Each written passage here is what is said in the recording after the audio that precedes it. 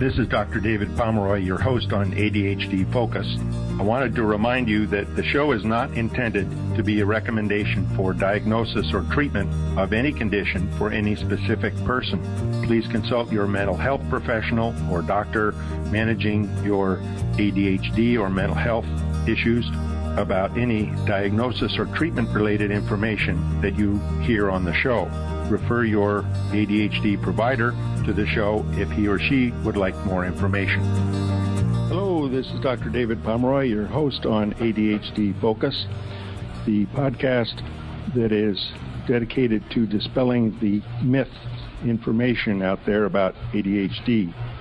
My guest today is an innovator in the field of helping people with ADHD. Elaine Taylor-Klaus has developed over a number of years an approach of helping kids with ADD by coaching their parents on how to put things together and help the whole family work together. She was a pioneer in having group sessions online, and so is well suited for the current climate of things. And she's just published her book, The Essential Guide to Raising Complex Kids. So, Elaine, welcome to the program. Thank you. It is an honor to be here, to be back. It's been a long time. I'm glad to be here. Yes, it has been a while. Well, I'd like to talk with you about how you got started in doing what you are now and how it grew into what you're doing now. So, how I got started as I think so many moms of complex kids in this arena, motherhood is the necessity of invention. I had 3 complex kids. I was doing everything that experts told me to do and all the traditional parenting books, and it wasn't working. And it not only that, but it was making me feel like I was failing as a parent, and I was feeling really lost and overwhelmed and stressed. And I needed help, and I wasn't getting the help I needed. I didn't need a therapist. I didn't need a consultant. I needed help figuring out how to help my kids. And along the journey, I discovered this thing called coaching, which I had never even heard of before, but it was kind of a stopgap measure because I had young kids and I couldn't find a therapy program that was going to match my schedule. I was actually on my way back to graduate school. And I discovered coaching, and it was like I found it. I remember calling my husband in tears the first afternoon and saying, this is it. I found what will make the difference. It's so positive, it's so empowering, and it's so effective. And so I kind of dove in, and I became a coach, and I was determined to help other parents not go through their experience the way I did those first 10 years. And within a pretty short time, it had transformed my family. Within a couple of years, my husband had sold his business, and he'd become a coach because it was so transformational. And so in those days, I didn't have the term complex kids yet, but I was trying to help parents of kids who were quirky or different or learn differently. And I knew it was not just ADHD, but that was kind of the common ground for a lot of these kids. And when I met Diane Dempster at a CHAD conference, back when it was still CHAD in 2010, we had a parallel experience. When we became coaches, we became better parents to our complex kids, and it wasn't rocket science. It was something we could teach.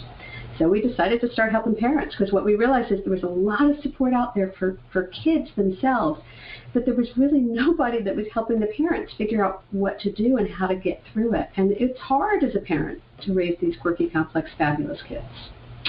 So we decided to make it as accessible as we could and as affordable as we could. And so we started online back in 2011. And everything we've done since then has been online and on the phone. So, yeah, I feel like I've welcomed the rest of the world to my world in the last several months. Great. So one thing that struck me about reading your book, which, of course, like most books, I'm partway through, was that it has the flavor and tone of things that have grown out of experience, and you've also had the chance to step back and put them in perspective, which I think is so valuable. And there are many ways to approach one thing and another, and when an idea is put out, this is a cool idea, but it's not really fleshed out and been able to put the pieces together. It's really refreshing to see work that does reflect your work since 2011. Thank you. Yeah. That was really important to me in this. I didn't want to write a piece of the puzzle. And I think a lot of what happens to us as parents is we get a piece of the puzzle. We get a reward chart here or a strategy there, or I call it the popcorn approach or the pinball approach, right? And that's what a lot of us spend years and years doing as parents. It's like, okay, I'm going to try brain training. Okay, I'm going to try therapy. Okay, we just keep trying different things because we don't know what's going to help, what's going to stick, what's going to work. And what I really wanted to do with this book, David, was to say, okay, stop, pull back, look at the big picture. This is the context for how to raise these complex kids. You're going to get to the specifics. I'm going to give you some specifics. But if you don't understand the big picture, then you're going to keep feeling like you're in the middle of a popcorn machine. And I think that brings up something that all of those of us with ADD face of, this is new, I'll try it. This is a cool idea. Yeah. We tend to jump around. And the other thing with something like changing your approach in parenting is change is uncomfortable. So you try it and it's not working, and we're impatient and I got to try something else. Yeah. This is that step back and look.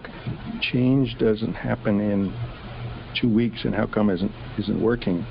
Yeah. And one of the things I think you mentioned is it's little steps. Yes. If you get a little step, if you get a smile from your kid, thanks mom, that helped, bingo. Yes. That is worth whatever frustrations you've just had, and maybe it was just a little tiny part. That's the start. That's the thing that is going to give you some reinforcement to, okay, keep on going. Yeah, it's incremental. We tend to set our vision to the long term, and it's important. You want to have a vision. You want to hold the vision. But while you're holding the vision, you want to celebrate the baby steps along the way. And we tend to be racing to the next thing and the next thing, that we don't stop and see, to celebrate and say, wow, that really worked or that helped. And not only is it important for all of us, for our self-esteem and our confidence, for our kids and for us, but it's also, that's the magic, because the solutions are in those little successes. Yes. So the way that our model is structured, it's really super simple. And what's built into it is what we call rinse and repeat. It's part of the model includes, let's stop and see what's working, focus there, let's see what's not working, and then let's tweak it and try it again. So it's not throw up your hands and try something else, but it's like, let's keep sticking with something in little bits until we get something that really works. And then we can learn to apply that to other things. Could you lay out the 6 steps of the model, and then we can maybe go through each one in terms of how it works and what the idea is? Yeah, absolutely. So the way the model, just for framework, is based on the principles of coaching. So what we teach, what Diane and I teach, is a coach approach to parenting, but equally as applicable to professionals, right? So it's a coach approach to managing complex issues. And it doesn't matter whether you're managing ADHD or anxiety or depression or any of these things. This coach approach is a simple method to do that. And so the first step is what we call taking aim. And taking aim is about getting really clear on the change you want to see. Some might call it the problem you want to solve. I like to frame it in a more positive way. So taking aim on the change, but getting really specific about what that change is. So it's not taking aim on mornings. It might be taking aim very specifically on getting out of bed or setting an alarm or getting to breakfast or whatever, really focusing on a small enough change that you can see some progress. So that's step one, is taking aim. And then step two is about what we call collecting information, gathering the data. Right? Getting curious. What's going on? Let's say we're taking aim on a kid getting out of bed in the morning because they may wake up but have a hard time getting up.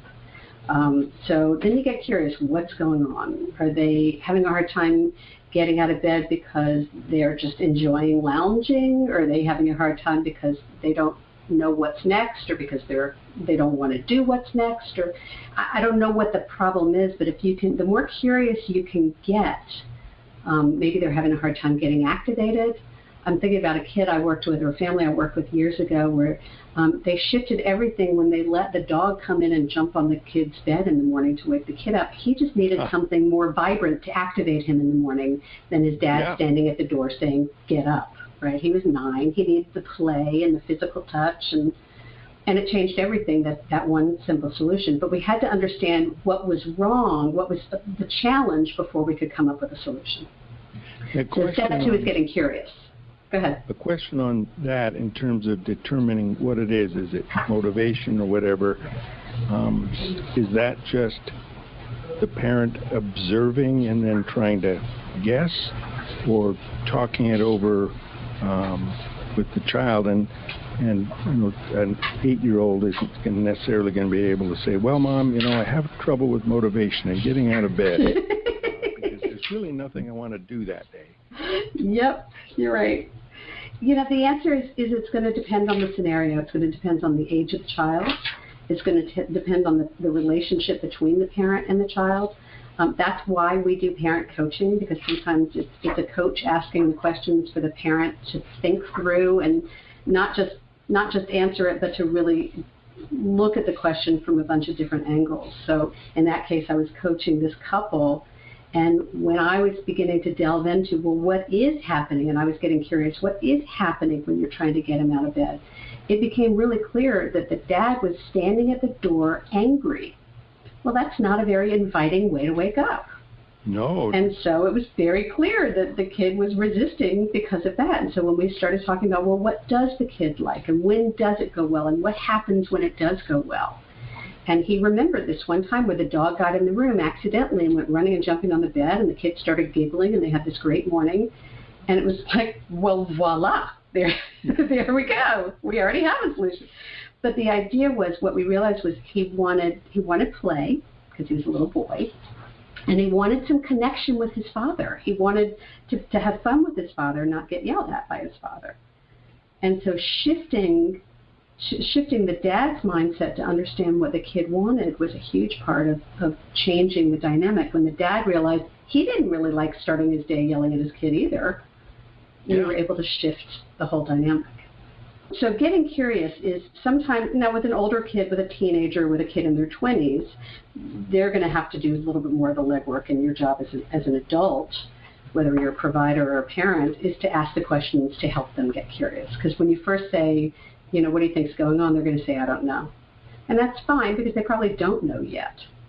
So if you can be patient with that and say, well, would you like to check it out? Can we get curious about that? If you can invite the conversation, the experimenter's mind, if you will, then you can begin to get them to see things about their own dynamic that they may not see yet. It's about shifting perspective. So getting curious allows us to shift perspective so that we can then move into phase 3, which is planning. And, parents love a good system and love a good plan, right? But even when we get to planning, before we start action, we want to take our time and really understand what we're planning around. So there are kind of 4 steps to the planning process. One, the first is what we call activate the brain. And we got to really understand what's going on with the brain. Have we done everything we can to activate the brain? Have we, is this a good time? Is this before medicine? Is this after medicine? Has this kid exercised? Have they gotten sleep? So we really want to understand what's going on in the brain as part of a planning system. You're going to plan differently for a kid who is well rested and on medication, for example, than you will for a kid who's, never getting any sleep and doesn't have any strategies on board and never gets exercise.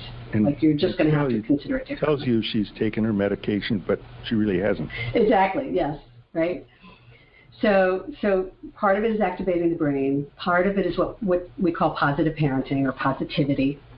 And this is probably where our model is most in alignment with most other parenting paradigms out there. I mean, we all know that positivity and a positive approach is a powerfully effective way to empower our kids. And many of us try, but we don't know how. And so in that framework, we want to look at it less about being a positive person and more about having a positive communication style and really learning techniques for keeping the conversation and the exchanges with our kids more positive. Mm-hmm. We talk a lot about the tone of the home in that arena. Yeah, and that's one thing that struck me when I was looking at it, that the tone of voice is so important, and mm-hmm. I think takes a lot of practice for, first of all, for parents to be aware how it shows up and then to change it.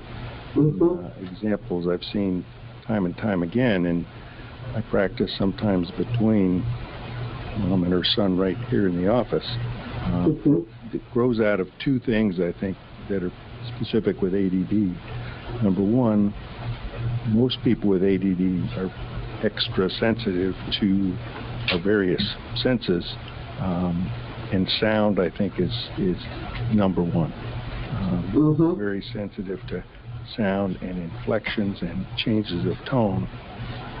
And number two, that also goes along with, we're very sensitive to our emotions, mm-hmm. the emotional tone of things.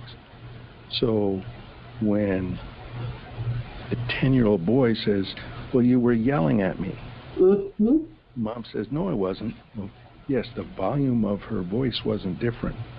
But the third time you ask him to pick up a backpack, there's a different edge to your voice. Right. When you're annoyed, they feel it. And so I can see a parent has to be aware, oh, that's the kind of thing that's going to change the edge in my voice. Mm-hmm. How can I change your tone of voice? Maybe you only need to ask once. Mm-hmm. And I suppose the background is helping the family understand we're going to be trying to do things in a different way. Yes. And so if something I try doesn't work, let me know. If something I try works, let me know that too. Mm-hmm. No, I'm a big believer in what I call transparency. It's a coaching concept of transparency is to not try to convince our kids that we know everything, but actually to let our kids see us being human and to see mm-hmm. that sometimes we don't, and we're all figuring it out, and we're going to figure it out together. That can be a really powerful place for our kids to see what it really means to be an adult. And that really earns their respect. So that's the role of positivity, if you will, and that's a big component of planning. And then the next two are where I think that we really differentiate this model from most traditional parenting paradigms. The third section of the planning is shifting expectations. This is really, really, really essential for kids with complex issues because mm-hmm. most of our kids are developmentally impacted. They're delayed in some way. Maybe they're 3 to 5 years behind their peers in some aspects of their development, but not in all. And that's part of where the frustration is with parents. It's like, well, but they had this really intense debate with me at dinner that why can't they turn in their paper, you know? Yes.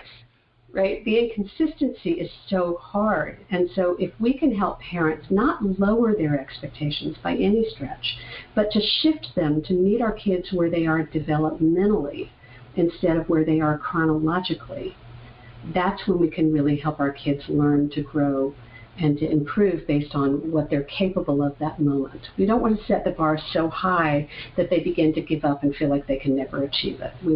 But we don't want to set it so low that they feel like we're babying them, right? It's mm-hmm. a bit of a dance, right, to set it appropriately.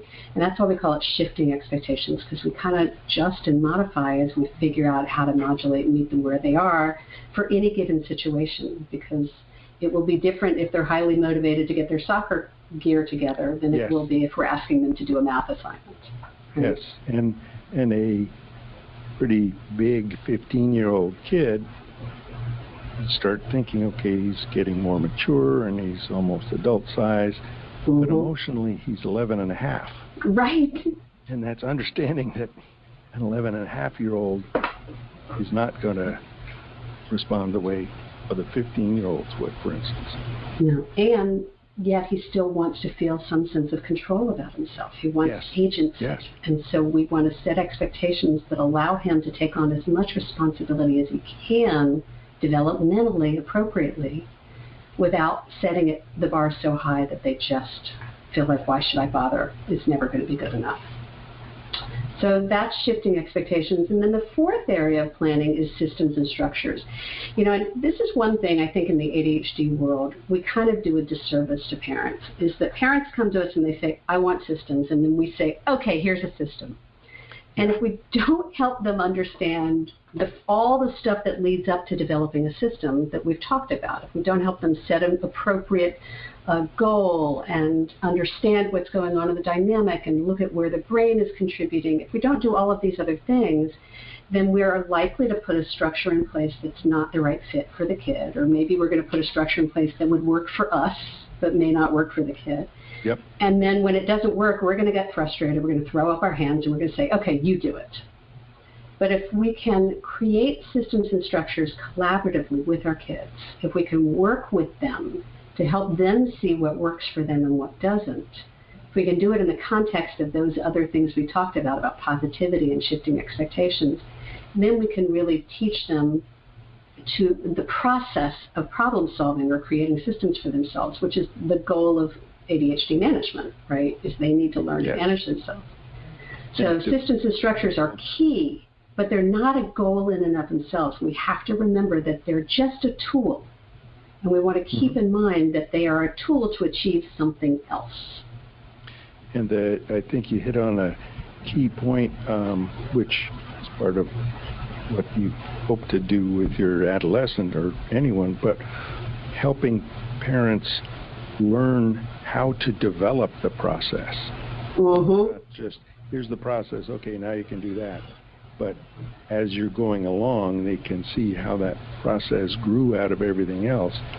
Because 2 months later, there's going to be something different there. Well, if they know how to develop the process around that, then they're going to increase success. Just as adolescents, you want your now 17-year-old to be able to remember to take her medicine before she goes on a drive, and that she does have soccer practice, so she better bring her soccer shoes to school, those kinds of things.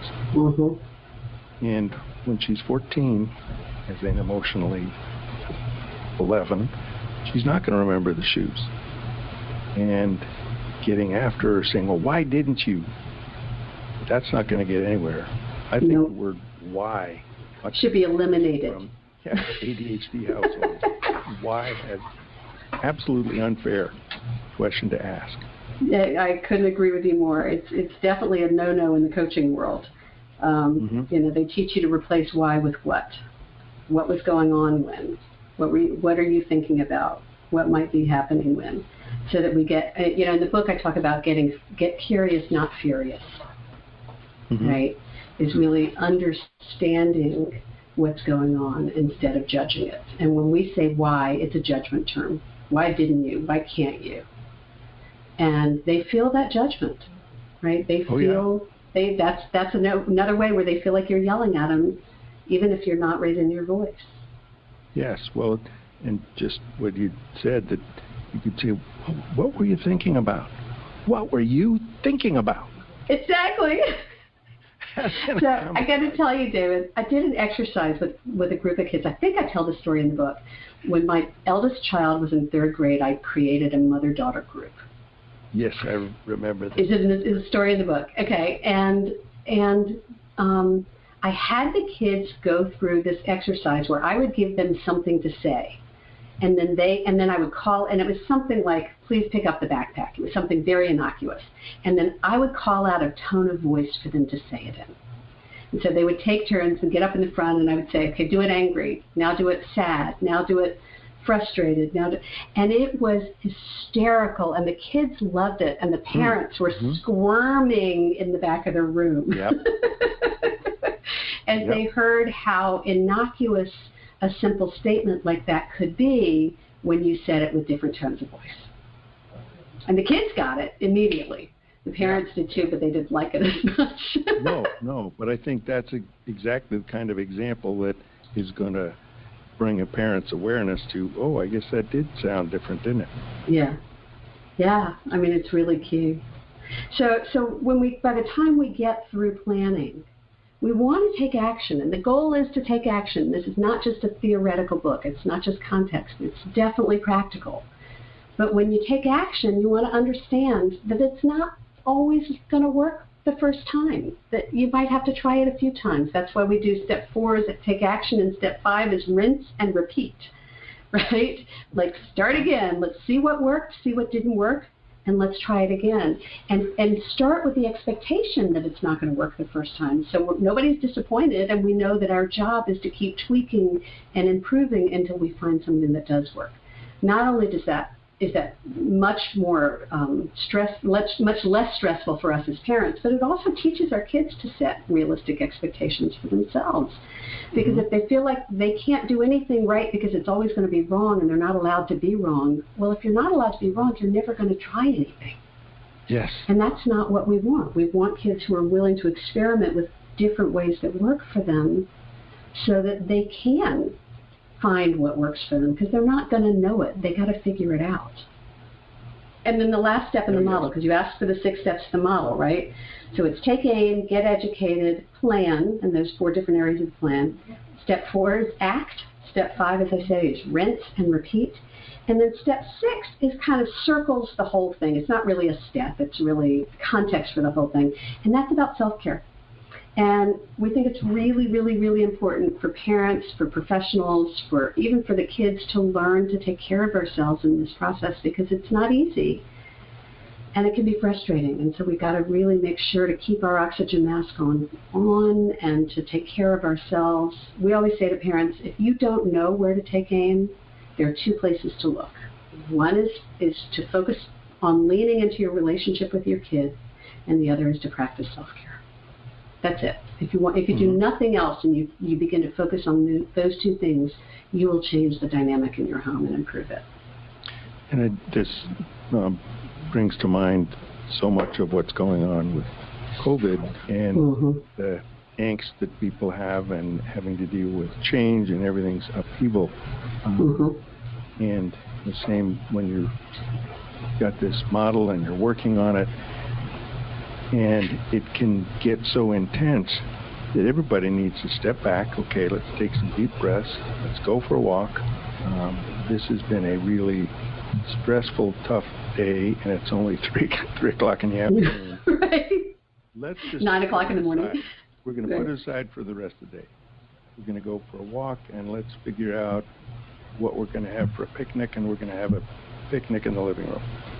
Love that. And it just gets away from all the, well, we're going to try this, we're going to do that, and we've got these steps up on the board, and let's just back off and take that break. And that's good self-care. It's not, doesn't mean you're neglecting what you started out to do, or you're giving up. Just saying we need to take a break and take care of ourselves. Yeah, we got to have perspective here. Yeah. We're in the marathon, right? We are in this for the long term. This is not a short-term experience. And so as parents, we have to pace ourselves. We have to nourish ourselves. We have to let go of trying to fill everybody's expectations and just start focusing on what's important right now. It's one of the questions we ask in the book is, what's most important? And get really clear on that and know that will change, and that's okay.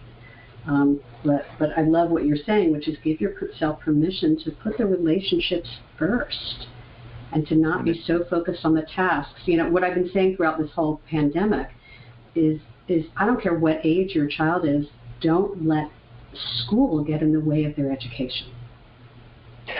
Yep, that's a great one. And I think that the whole model is, while you're coaching parents, the parents, whether they know it or not, are coaching their children to be able to develop the process to respect that, yes, self-care is important. It's okay to take a break. And unfortunately, we have to take a break because we're now at 30 minutes, but we got through all 6. That's good. So we can progress on to other chapters in future shows, and I look forward to having you back and talking some more about this, because I think it is just so critical in so many different ways to help parents, help children, and that helps the family be able to cope with things better. And parents are going to feel more successful, and children are as well. And absolutely. That's just so critical. So thank you, Elaine. It's been wonderful to talk with you.